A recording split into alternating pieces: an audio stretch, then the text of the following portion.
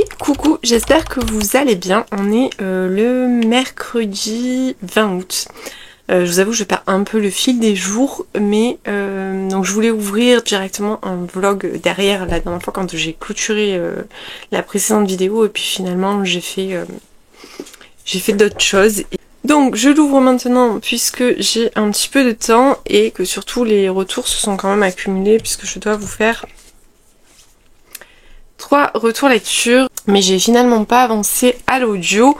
Alors pour la bonne et simple raison que même si je suis en vacances, même si je suis toute seule, je traverse vraiment une période très compliquée, donc je vais pas me plaindre ici, mais je voulais quand même vous remercier par rapport à tous vos commentaires sur l'ancienne vidéo, que j'ai pas encore eu le temps de répondre à tout le monde, mais j'ai tout lu parce que ça me fait ça me fait vraiment plaisir de voir vos commentaires et de voir cet élan en fait de gentillesse. Donc voilà, ça je voulais vous le dire. Mais voilà, ça explique que je suis un peu j'ai du retard de partout alors que j'ai du temps, mais j'ai un gros problème de concentration. Donc voilà, je traîne sur tous mes retours, que ce soit ici ou même sur Instagram. J'ai plein de choses en retard, j'oublie beaucoup de choses, j'arrive pas à me concentrer. Enfin voilà, bon. Bref, mon cerveau a du mal à se mettre à l'arrêt. J'espère que ça va finir par se replacer et par reprendre, que la vie va reprendre un petit peu un cours normal. Donc je me suis rendu compte que dans le vlog la semaine dernière, j'ai aussi oublié de vous parler de 2 ENC Nami, puisque j'ai lu la dernière ENC de l'aventure. Donc je l'ai lu le week-end dernier. En fait, dans la semaine, j'ai lu les 2 dernières ENC en fait. Les 2 dernières ENC qu'on avait reçues. Et il y en a une sur les 2 dont j'ai hâte de vous parler, et franchement, parce que franchement je l'ai beaucoup aimé. Je suis pas passée loin du coup de cœur et voilà, j'ai trop hâte de vous en parler, donc je vous l'avais pas dit. En plus c'est une page qui se tourne puisque l'aventure Nami est terminée, donc voilà, je pense que je vais préparer un petit récap. Alors pas ici, je vais pas vous faire une vidéo récap de l'année Nami, sauf si bon, sait-on jamais, mais je pense pas.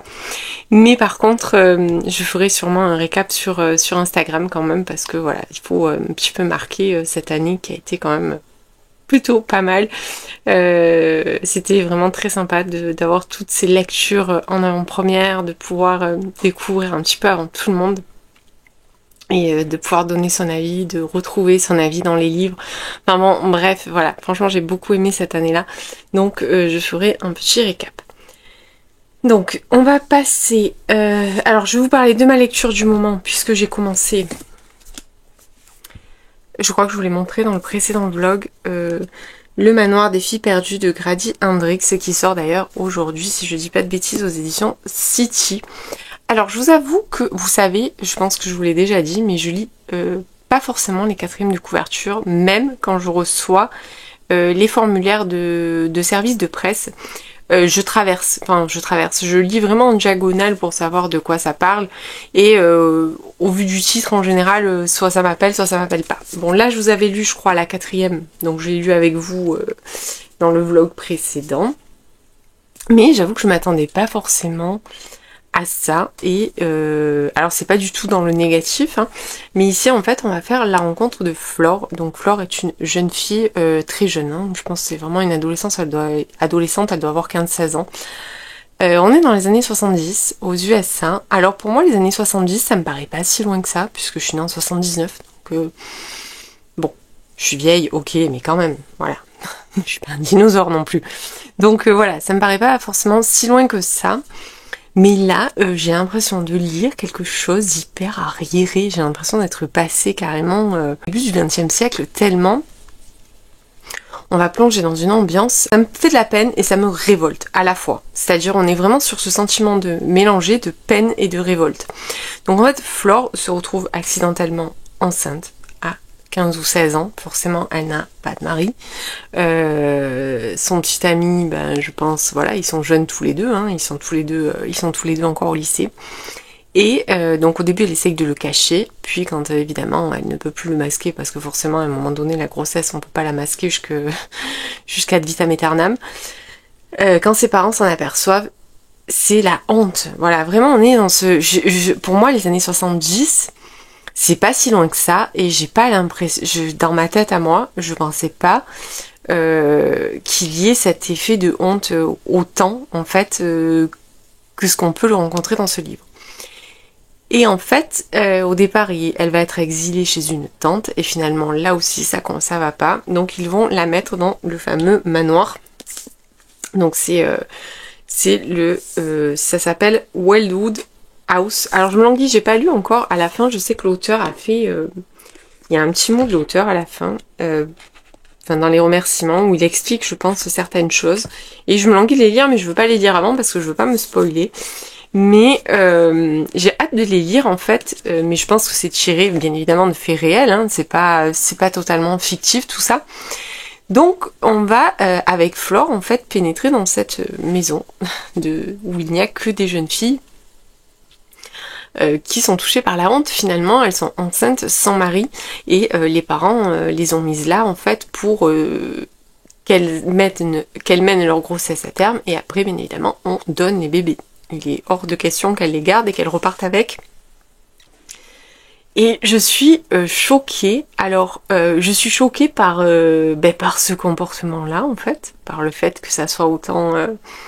qu'il y ait autant cet effet de honte. J'avoue que ça me... Après, c'est vrai que l'Amérique est assez puritaine de base, hein, puisque quand on regarde aux informations, ils ont quand même pas forcément... ils ont quand même des côtés très puritains. Mais voilà, ça me choque. Voilà, parce que finalement, c'est il y a une 50aine d'années, et on a l'impression qu'on est au moment de la préhistoire, quoi. Donc elles sont dans cette maison, elle va faire forcément des rencontres. Il n'y a pas d'identité, c'est-à-dire que quand elles rentrent là, elles sont rebaptisées, on leur attribue un prénom, voilà, qu'elles vont utiliser pendant toute la durée de leur séjour à Wildwood House. Enfin, bref. Alors, ça, c'est l'histoire de base, mais en fait, il y a une histoire de sorcellerie dedans. Je sais pas si c'est... mais je crois que c'est écrit dans... Ouais, un manuel. Et voilà, jusqu'au jour où Flore découvre un manuel de sorcellerie. Alors, je vous avoue qu'au début, bon, j'ai trouvé ça très révoltant, j'ai trouvé ça un petit peu long quand même avant qu'on en arrive justement à cette partie-là, puisque pour moi, je m'attendais vraiment à un thriller un petit peu horrifique. Pour l'instant, je trouve pas ça horrifique. Il me reste... Voilà, j'en suis là.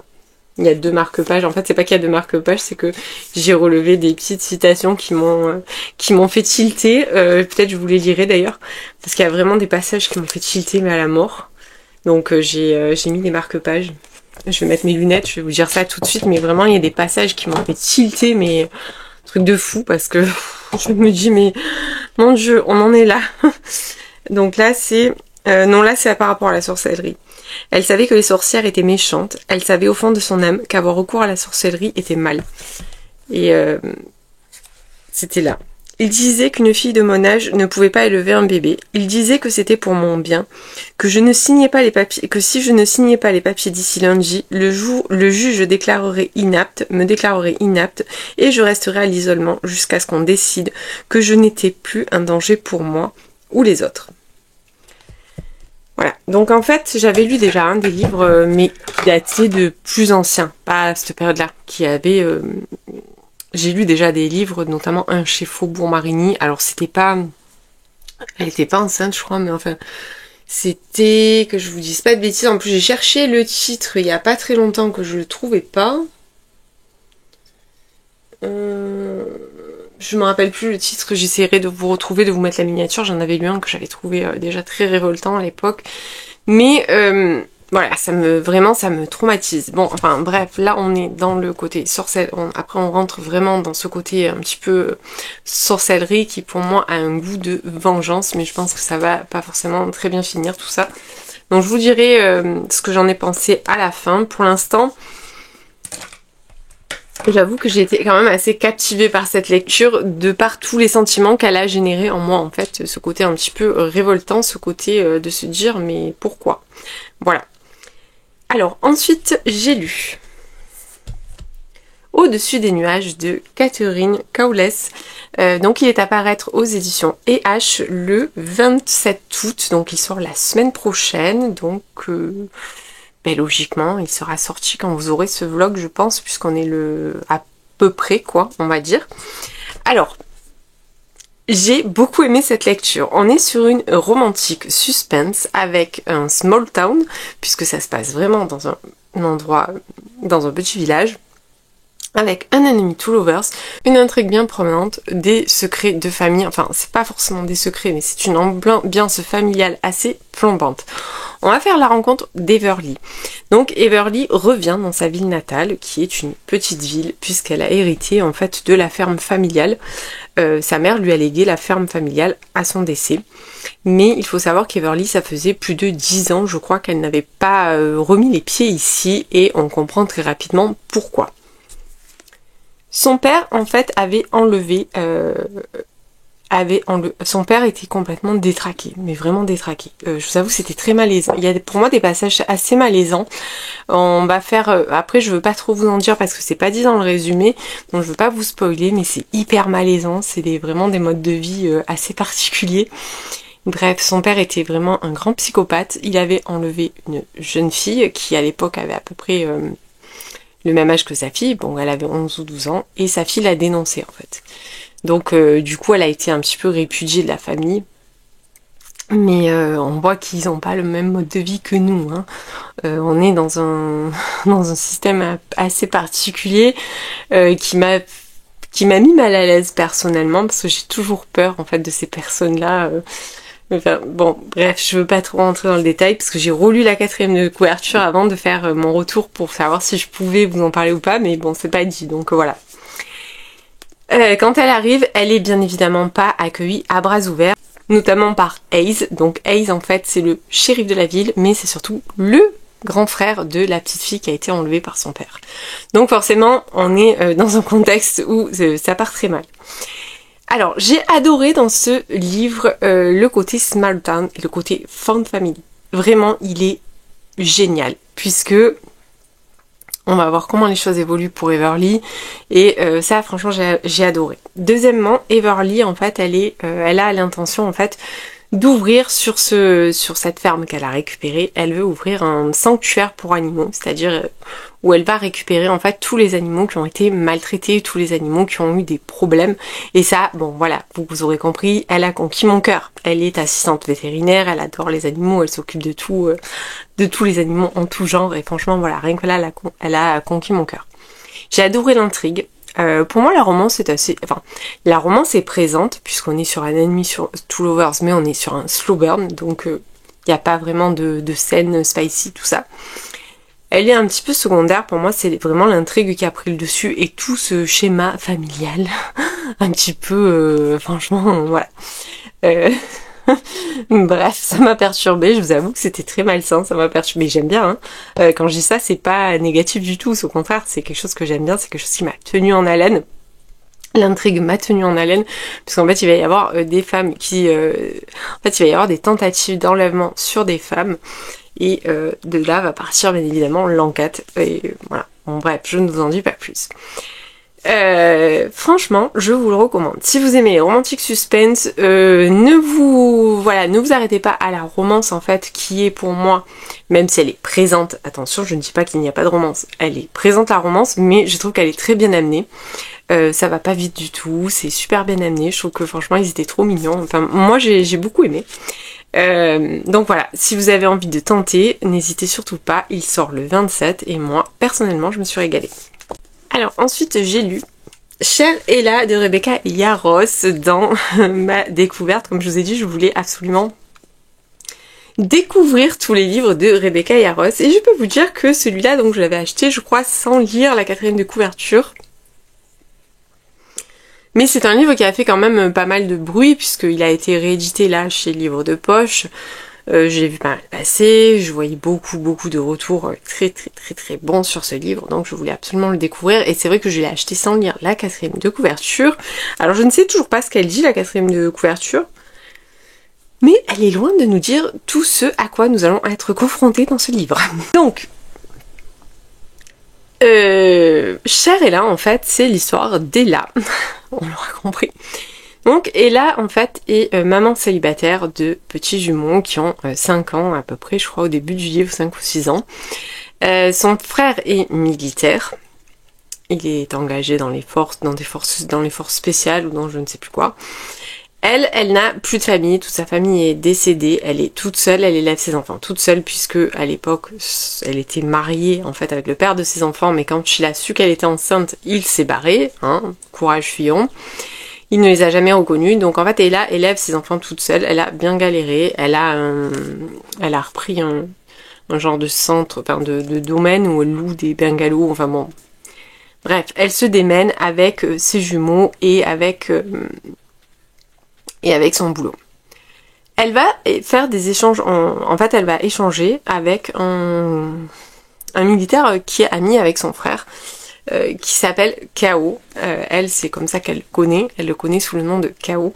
Donc elle va faire des échanges épistolaires avec lui jusqu'au jour où son frère décède et elle n'a plus de nouvelles de personne. Donc ni de Kao, ni de son frère. Forcément son frère est mort, elle l'enterre et elle voit jamais ce fameux Kao qui devait venir en fait la voir avec son frère. Il devait rentrer puisqu'ils ont noué quand même beaucoup de liens, ils se sont beaucoup confiés. Donc tout au long de l'histoire en fait on va découvrir en fait tous leurs échanges épistolaires, puisque c'est chaque entrée de chapitre en fait il y a une lettre, donc soit une lettre d'Ella, soit une lettre de Kao. Jusqu'au jour où un certain Beckett va débarquer. Bon, nous on sait dès le départ que c'est Kao en fait Beckett. Il va débarquer en lui disant que il a eu, en fait son frère lui a demandé, c'était le meilleur ami de son frère, et que son frère, comme dernière volonté, lui a demandé de s'occuper d'elle. Voilà, de s'occuper d'elle et des enfants. Parce qu'il faut savoir, donc ça je vous le dis, je ne pense pas que ça soit écrit dans la 4e de couverture, mais on le sait très rapidement.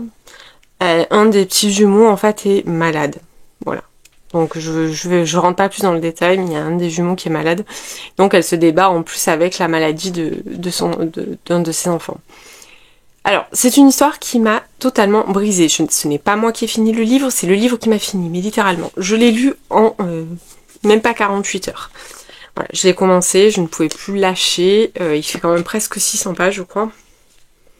Voilà, il fait 593 pages. Donc c'est un beau bébé, en plus c'est un livre de poche, hein, donc c'est pas... Voilà, c'est vraiment... c'est cryptique, quoi. Je l'ai dévoré. La plume de Rebecca Yarros, mais pépite. Rebecca Yarros a, pour moi, je vais encore le redire une fois, je pense que je l'ai déjà dit, mais je retrouve beaucoup de la patte de Colleen Hoover. Parce que c'est toujours un petit peu à cheval avec la morale. Je sais pas comment l'exprimer, mais elle touche toujours à des sujets, en fait, où, voilà quoi, on met le doigt dedans, on sait pas vraiment comment ça va... Voilà. Donc là, on va aborder quand même la thématique de ces petits enfants de cet enfant qui est malade.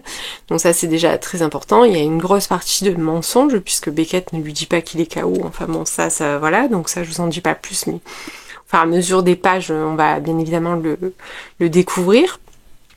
Mais il se passe des choses dans ce livre qui m'ont émue. Bon, déjà, j'ai énormément pleuré.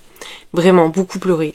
Alors déjà qu'en ce moment, je dirais, il ne faut pas beaucoup pour que je me mette à pleurer. Je pense que voilà, selon ce qu'on me dit, je pleure instantanément tellement je suis à fleur de peau, tellement je suis à bout.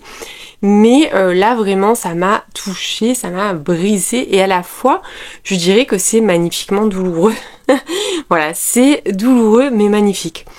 C'est vraiment, ce livre, il est fabuleux. Il dégage des messages, mais d'une beauté et d'une intensité et d'une humanité incroyable.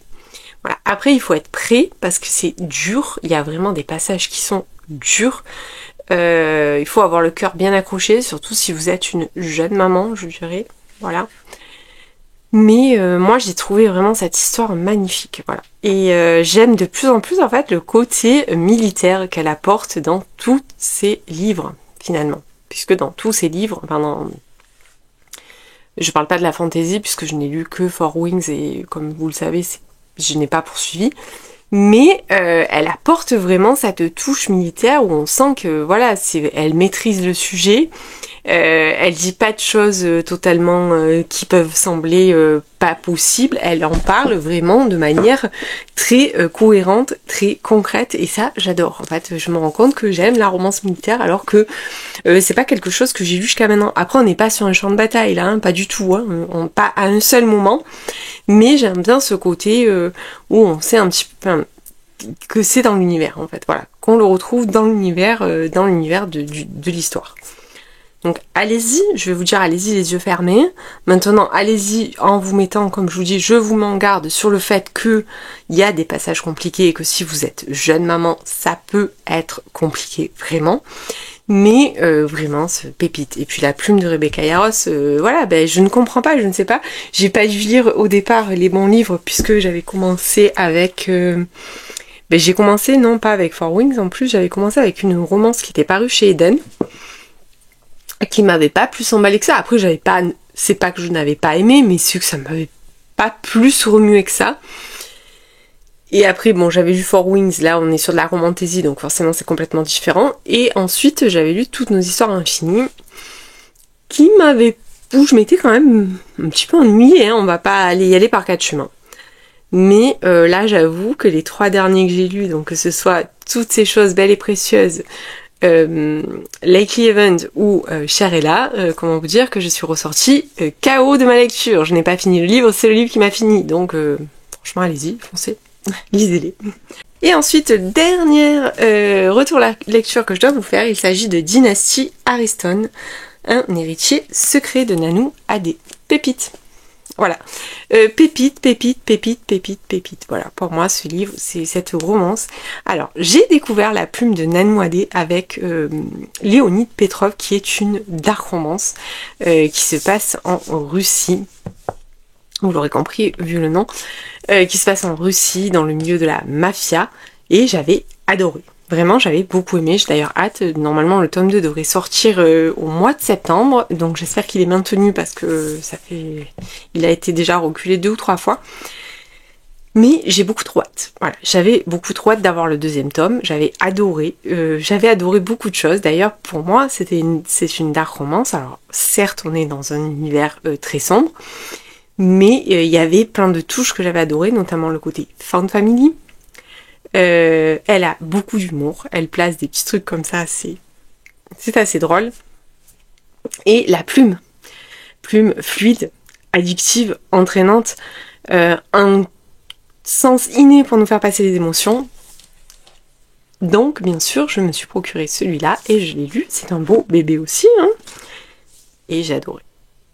Donc Dynasty Ariston, il faut savoir, je tiens à le préciser, alors c'est pas écrit sur la 4e de couverture, paf, mais je l'ai vu passer, hein. Maintenant que j'ai vu le livre et que j'ai eu un peu plus l'œil, on est dans le même univers que Léonide Petrov, sauf que là on n'est pas sur une romance, on n'est pas sur une dark romance, mais sur une romance, je dirais, psychologique. Mais on est dans le même univers, c'est-à-dire qu'on va retrouver des personnages et ils ont tous un lien. Il y a un énorme côté found family. Là, on est sur un bon enemy to lovers, mais un enemy to lovers avec une tension. Mais ça faisait longtemps que j'avais pas eu autant de tension dans un livre. Voilà, vraiment, quand je l'ai lu, j'ai dit waouh, c'est alors. Bon, vous savez que je suis vieille, je suis un peu rétro et j'aime. Moi, j'aime un peu quand même. Dans la lecture, bien sûr, pendant la vraie vie, mais j'aime un petit peu ce côté mal alpha, je dirais. Alors même si je trouve pas finalement, à la fin, je trouve pas que Nate est un mal alpha, c'est juste quelqu'un qui à un moment donné a souffert. Mais il a un petit côté dominateur, voilà. Il a un petit côté un petit peu charismatique, c'est un personnage très charismatique, c'est un personnage quand il dit... ça me fait penser à chaque fois, je sors toujours la même chose, je parle toujours de 50 nuances degrés parce que pour moi c'est un petit peu la ref, mais voilà, il y a ce petit côté un petit peu très charismatique, voilà, et ça j'adore. Dans ce livre, on va adorer, détester plein de personnages. Il y en a qu'on va détester vraiment, vraiment jusqu'au bout, puis il y en a on les déteste et puis après on les aime. Mais on va adorer, voilà, on va adorer les détester. Donc ici, on va faire la rencontre de Nate et de Kara. Alors, Kara, donc, élève son petit garçon toute seule, puisque le papa, qui n'est autre que Nate, vous l'aurez compris, puisque le papa, en fait, l'a quittée sans même savoir qu'elle était enceinte. Et il s'est passé une grosse histoire que vous découvrirez au fil des pages. Je ne vous dirai absolument rien, parce que moi, ça m'a tenue en haleine, je voulais absolument savoir. Donc du coup elle élève son petit garçon toute seule, elle a quitté sa ville natale dans laquelle elle était un petit peu répudiée, Elle est venue s'installer, elle est maintenant organisatrice de mariage, tout se passe bien, elle a enfin trouvé un bon boulot, elle arrive un petit peu à joindre les deux bouts. Quand sa patronne lui dit tu vas rencontrer tes nouveaux clients, nanani nanana, bim, et c'est qui? C'est Nate et son ancienne meilleure amie à elle. Voilà, donc c'est Nate et Lizzie qu'elle va recevoir pour organiser leur mariage. Sauf qu'il faut savoir qu'elle est toujours, au fond d'elle, même si elle le déteste, elle a toujours quelque chose pour Nate, et Nate est toujours amoureux d'elle, parce qu'en fait, vous verrez les causes de la rupture. Voilà, donc je ne vous en dis pas plus, ça c'est pour le pitch, mais je peux vous dire que c'est génial. Mais vraiment, tout est millimétré, il y a des choses que j'ai absolument pas vu venir, même si je me suis doutée de petites choses, mais voilà, dans l'ensemble, il y a plein de choses que j'ai pas vu venir.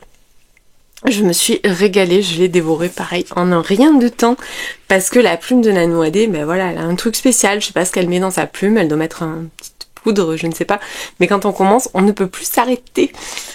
Voilà, j'ai adoré ce personnage avec ce petit garçon donc qu'elle élève toute seule. Il y a plein de choses. Le côté fan family il est énorme. Il y a un côté très protecteur dans le livre. Enfin, bref, voilà. Allez-y, foncez, les yeux fermés, lisez ce livre. Si vous aimez la romance, lisez ce livre. Oui, il y a quelques scènes spicy, mais c'est pour le bien de l'intrigue. C'est-à-dire qu'il n'y a pas de scènes spicy tous les 2 chapitres, loin de là. Et les scènes spicy sont très bien écrites. Voilà. Parce que des fois, même moi, hein, qui ai rien contre le spicy, il y a romance et romance. Comme je dis à chaque fois, il y a romance et romance. La scène spicy doit être utile à l'intrigue et doit être bien écrite. Parce que si elle est juste placée là par hasard ou qu'elle est mal écrite, ben, franchement, ça fait flop. Donc allez-y, foncez, lisez ce livre. Voilà, bref, je me suis régalée. Donc, écoutez, ça fait 30 minutes que je parle. Voilà, bon. Au moins je vous ai tout dit, j'ai fait tous les retours. Là, cet après-midi, je vais essayer de rattraper mon retard de chronique. Voilà, je me suis fait une petite liste. J'ai tout ça à faire. J'ai 4 chroniques à faire. Les 4 en fait que je viens de vous faire là, je crois non, il faut aussi que je parle de Cause Up, que je vous ai parlé dans le dernier vlog. J'ai toujours pas fait la chronique. Donc voilà, je vais essayer de rattraper mon retard si j'y arrive. Sinon, je finirai demain. Hein. Si j'arrive pas à tout faire aujourd'hui, c'est pas très grave. Et comme d'habitude, je vous dis à plus tard dans la semaine. Et coucou, je vous reprends, on est le vendredi 22 août, si je dis pas de bêtises. Alors bon, je suis en mode nature, je sors de la douche, mais comme j'ai pas l'intention de sortir aujourd'hui, voilà, je suis habillée en mode maison. Mais je me suis dit, de toute façon, voilà, c'est pas grave, hein, on n'est pas là pour un défilé de mode, je pense. Donc je vous reprends, j'ai terminé avant-hier. Je voulais revenir hier et puis après j'ai fait plein de choses dans la journée et j'ai complètement zappé. Donc j'ai fini le manoir des filles perdues de Grady Hendrix qui est sorti aux éditions City. Donc il est sorti le 20 août, donc il est sorti il y a 2 jours. Alors on est sur un... Alors moi je pensais que c'était un thriller mais pas du tout. En fait on n'est pas du tout sur un thriller, on est sur un roman d'inspiration gothique. Donc, qui dit inspiration gothique, dit ambiance oppressante, dit un petit peu des choses, voilà, là on va y parler un peu de sorcière, puisque les filles vont trouver un manuel de sorcellerie. Et surtout, voilà, moi ce qui m'a surtout intéressée dans ce roman, c'est le fait qu'on parle de ces maisons qui accueillaient en fait ce qu'on appelait les filles perdues, juste parce qu'elles étaient enceintes hors mariage. Donc ici, ce qui m'a choqué, c'est que c'est des filles assez jeunes, que la famille les balance là, voilà, les dépose là comme si c'était un colis dangereux et quelque chose qu'il ne faut absolument pas toucher, sinon ça fait la honte sur la famille. On a une visiteuse. Voilà. Donc ça, j'ai été vraiment choquée par ça. Ça m'a beaucoup intéressée. J'ai trouvé que le livre était bien documenté. Après, on n'est pas sur un coup de cœur. On est sur un roman qui, pour moi, a quand même pas mal de longueur. Même si je comprends que l'auteur a vraiment creusé, que l'auteur a posé les choses, c'est vrai que c'est un petit peu long à démarrer. Donc on va faire la rencontre de Flore, donc qui en fait ne s'appelle pas du tout Flore, puisqu'elles perdent jusqu'à leur identité en fait dans cet endroit. Parce que dès qu'elles arrivent, en fait, elles ont interdiction de parler de leur passé, elles ont interdiction de dévoiler leur vrai nom, et elles sont renommées, elles ont toutes des noms de fleurs, donc c'est, voilà. Donc Flore est déposée là par son père, puisqu'elle est dans une situation gênante qui risque de mettre la honte sur sa famille. Donc on la dépose là en fait pour qu'elle termine sa grossesse et pour qu'elle l'accouche et ensuite le bébé est placé. Voilà. On est dans les années 70, c'est ça qui m'a un peu choquée au départ en fait de cette lecture. Vraiment, quand j'ai vu qu'on était dans les années 70, je me suis dit non mais waouh, les années 70 c'est hier pour moi. Enfin je veux dire, ça a 50 ans, c'est pas... On est sur quelque chose qui est pas si vieux que ça. J'avais l'impression, par rapport aux mœurs, de lire des choses qui se sont passées il y a plus de 100 ans. Enfin bon, voilà, ça m'a un petit peu choquée. J'ai bien aimé l'intrigue, donc au niveau du manuel de sorcellerie, même s'il y a des choses qui sont pour moi un petit peu tirées par les cheveux, mais bon, voilà, ça reste dans l'ambiance gothique. Une chose est sûre, c'est que l'ambiance est réussie. Ce roman, pour moi, si je devais vous le résumer en 2 mots, ça serait révoltant et oppressant. Alors, révoltant parce que pour moi, c'est quelque chose de révoltant et je pense que je ne suis pas la seule et je pense que je ne serai pas la seule à penser ça.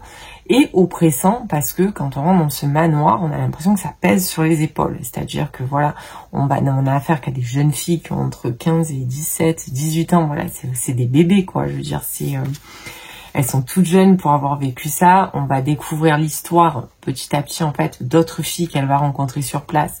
Il y a des choses vraiment qui sont atroces. Et après, il y a cette histoire de sorcellerie avec ce livre qu'elles vont trouver. Ce que j'ai bien aimé, c'est les chapitres, je sais pas si j'en ai marqué un, parce que j'ai fait exprès de marquer, oui, voilà.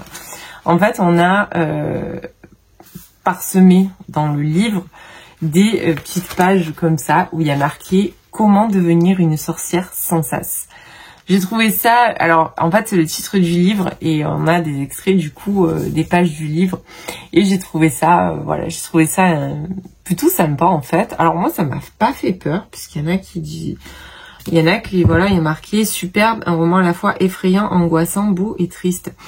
Alors moi j'ai pas trouvé ça effrayant, il y a une scène qui m'a dérangée, mais pas dérangée dans le sens qui m'a fait peur, mais qui m'a dérangée dans le sens que j'ai trouvé très difficile.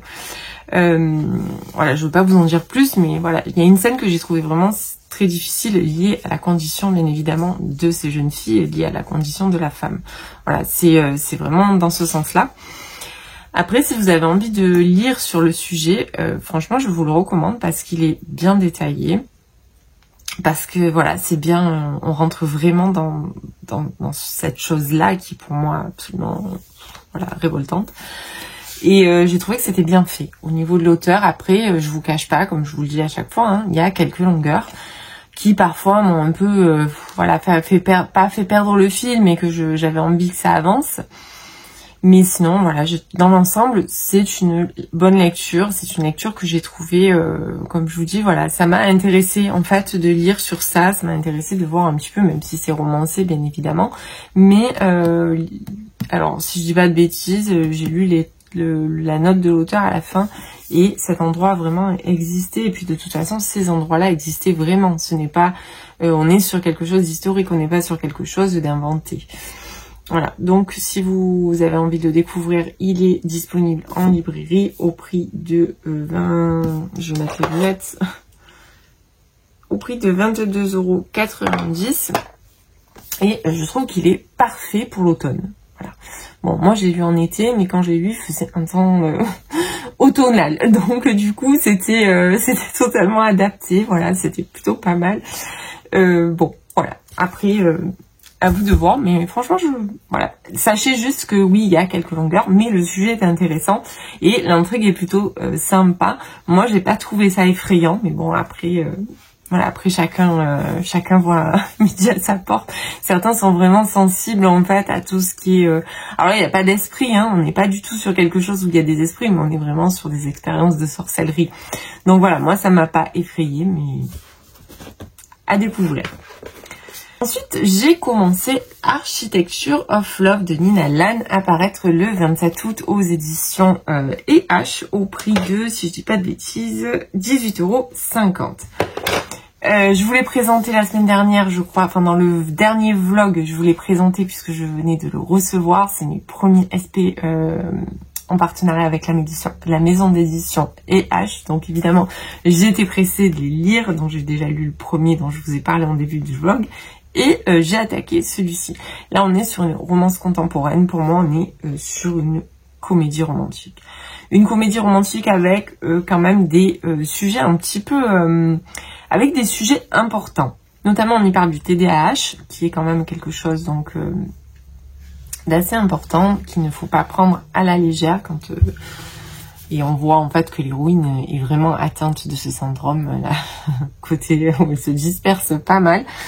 On est sur un fake dating. Moi j'ai trouvé ça, j'aime toujours le fake dating. C'est quelque chose qui m'embarque toujours parce que ça donne lieu en général à des situations un petit peu cocasses. Et là en plus c'est très rapide, c'est-à-dire qu'il n'y a pas, voilà, on tourne pas pendant 3 heures à faire la connaissance des personnages. Moi j'aime bien quand ça part direct. Là on rentre direct dans l'intrigue puisqu'elle le rencontre quasiment, je veux pas dire de bêtises, mais ça doit être au 2e ou 3e chapitre. Et en fait, c'est un fake dating totalement improvisé puisqu'il attend quelqu'un d'autre et en fait, elle va se présenter à ce moment-là. Il va croire que c'est la personne qui l'attend pour faire, entre guillemets, sa fausse fiancée auprès de sa famille. Et donc, voilà, l'histoire part comme ça.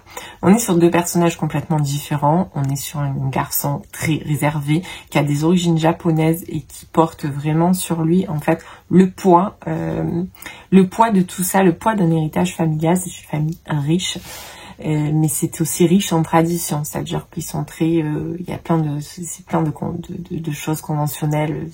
Enfin, vraiment, on sent qu'il porte ça sur ses épaules et que ça l'empêche finalement d'avancer. Il doit absolument en fait le présenter une fiancée pour pouvoir hériter et prendre les rênes en fait de l'entreprise familiale qui est un héritage de père en fils depuis des années. Donc je suis à 80 pages de la fin. J'aime bien. Le ton est léger, ça me plaît. Voilà, je dirais que c'est rafraîchissant, divertissant et en même temps on aborde des thématiques importantes. Ensuite il y a quelque chose que j'adore, c'est que en fait l'auteur fait une comparaison entre la construction d'une maison et la construction d'une relation. Donc il y a au départ, je vais vous lire juste ces quelques phrases là du départ. Une relation, c'est comme suivre un plan pour construire une maison. D'abord, on réalise une étude de faisabilité. Personne n'aurait l'idée de louer une pelleteuse sans avoir tâté le terrain au préalable, n'est-ce pas? Si ça match, si vous imaginez déjà au coin du feu avec un bon livre sur les genoux, rien qu'en regardant votre lopin de terre, alors les artisans peuvent attaquer le gros œuvre. Voilà, donc bon, je vais pas tout vous lire, ça c'est l'introduction, c'est une note de l'autrice, une introduction de départ, je sais pas comment l'appeler ça, inspiration. Et ensuite, en fait, on a des actes, voilà, et c'est séparé comme ça, et tous les chapitres portent en fait un nom de... Voilà, c'est H des sols. Et j'ai trouvé ça super original en fait, la manière dont l'auteur en fait abordait la relation amoureuse. Donc ça m'a fait beaucoup rire. Donc j'ai trouvé ça super original de la part de l'auteur. Je trouve que la comparaison finalement est plutôt pas mal. Et voilà, donc c'est très sympa. Je vous reprendrai. Alors peut-être pas aujourd'hui, ça dépendra un petit peu de ma motivation, mais peut-être je vous reprendrai aujourd'hui pour vous faire mon avis final puisqu'il me reste 80 pages. Je pense que je vais les finir là dans le courant de la matinée puisqu'il est encore tôt. Je sais pas quelle heure il est, mais ça doit être encore tôt. Enfin, j'espère que c'est encore tôt parce que j'ai envie de faire plein de choses. Donc, voilà. Sinon, j'ai... Ah, mais je vous ai pas montré, mais... je crois que je vous avais pas montré. Alors, sinon, j'avance toujours dans l'écoute. Il me reste 6 heures d'écoute pour le dernier tome de la saga des 7 sœurs. Donc, j'aurais aimé le finir cette semaine. Je pensais vraiment que je finirais cette semaine. Et au final, j'ai pas tant écouté que ça. Même si je suis toute seule, ben voilà, j'ai pas tant écouté que ça. Bon, c'est pas grave. Mais voilà, j'aimerais le finir quand même assez rapidement. Parce que là, ça fait quand même 15 jours que je l'ai attaqué, je crois.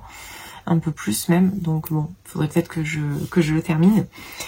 Et ensuite... je suis allée en librairie dans la semaine parce que je devais terminer un colis pour ma copine qui fête son anniversaire. Et j'ai craqué pour Loser Fraternity de Océane Ganem et Jen Guerrieri aux éditions Hugo Roman qui est sorti, si je dis pas de bêtises, il a dû sortir pas la semaine dernière mais la semaine d'avant. Il est sorti tout récemment en tout cas. Il a dû sortir il y a une dizaine de jours. Je vais vous lire tout de suite la 4e de couverture. Juliette Bowell mène une double vie. Star anonyme de l'écriture la nuit et rat de bibliothèque paralysée par une timidité maladive la journée. Lors de sa rentrée à l'université de Miami, elle sait qu'elle n'a aucune chance d'intégrer le cercle très fermé de l'élite populaire. Trop discrète pour se faire remarquer, pas assez sûre d'elle, elle se laisse embarquer par son amie d'enfance dans une fraternité un peu particulière. Leur nom, les losers. Elle doit reconnaître qu'il est plutôt approprié. Toutefois, à leur côté, elle découvre que la vie étudiante peut être pleine de surprises, de rires et de larmes. Et peut-être même d'amour, car l'un de ses membres, le beau et ténébreux Isaiah Bloom, qui ne semble pas du tout y être à sa place, l'intrigue autant qu'il l'agace. Une nouvelle aventure s'offre à elle, et elle est déterminée à la vivre à fond. Quand bien même la guerre qui oppose toutes les maisons du campus risque de mettre à mal leur joyeuse petite bande.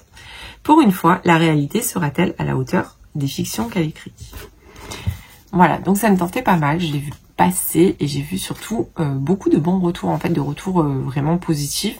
Donc je me suis dit que j'avais vraiment envie de le lire. Donc j'espère le caler là sous peu, comme je fais avec tous les livres, hein, vous le savez. J'ai toujours espoir de les caler sous peu. Donc pour l'instant, je vous laisse et comme d'habitude, je vous dis à plus tard.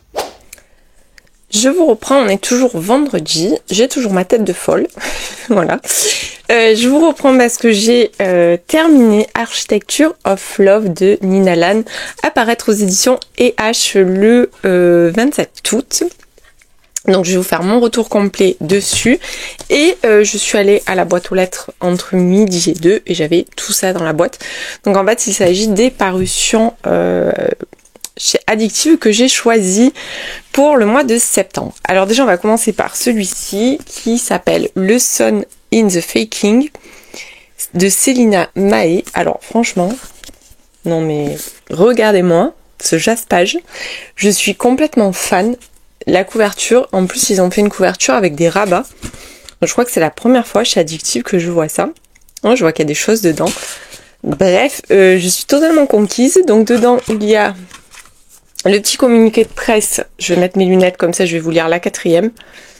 Donc il sort le 18 septembre. Donc il y a le petit communiqué de presse et le marque-page. Alors, je vais vous lire la 4e. Il faut que tout le monde y croie en permanence, sous tous les angles, pas seulement mon frère. Depuis la mort de leurs parents, il y a 7 ans, Henry Presley semble ignorer complètement sa sœur jumelle, Atalia. Et cette dernière en souffre terriblement. Pour lui, tout roule. Il est excellent dans ses études et brille au sein de l'équipe de foot de la fac. Atalia, quant à elle, est tellement nulle en statistiques qu'elle doit prendre des cours de soutien avec la pire personne qu'elle ait pu envisager, Dylan McCarthy. Lorsqu'il apprend, Henry est fou de rage. McCarthy est son ennemi juré et il déteste le savoir en train de passer du temps avec sa jumelle. Sa réaction donne une idée à Atalia. Pourquoi ne pas pousser le délire jusqu'au bout et faire semblant de sortir avec McCarthy? À défaut d'obtenir l'amour et le respect de son frère, elle aura son attention. Le seul problème, elle non plus ne supporte pas McCarthy et c'est réciproque. Donc apparemment ça sent le fake dating, ça sent un bon enemy to lovers. Franchement je pense que je vais me régaler, mais je suis vraiment beaucoup trop fan de cette couverture, il est beaucoup trop beau. Alors je remets tout ça dedans et on va passer à la suite. Ensuite j'ai reçu Black Blossom tome 1 et 2 d'Emelu. Donc le premier c'est Love You First, Still the One. Alors, je vais vous lire là aussi. Donc là, pareil, hein, j'ai le petit communiqué de presse. Il y avait même le petit post-it que j'ai déjà collé, je crois. Voilà. Et donc, il y a le communiqué de presse pour chacun des livres et un marque-page commun pour les 2 tomes. Que je vais mettre là. Et je vais vous lire la 4e de couverture, mais que du tome 1, du coup.